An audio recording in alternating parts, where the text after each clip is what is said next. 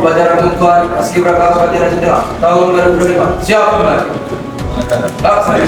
Dengan memohon ridho Allah Subhanahu wa Ta'ala, pada hari ini saya, Bupati Aceh Tengah, Dr. Andes Haidioga MSI, mengukuhkan saudara-saudara sebagai pasukan pengibar bendera merah putih yang akan bertugas di lapangan Sekretariat Daerah Kabupaten Aceh Tengah pada hari Minggu tanggal 17 Agustus tahun 2025. Semoga Allah Subhanahu wa Ta'ala memberikan rahmat dan kemudahan dalam melaksanakan tugas.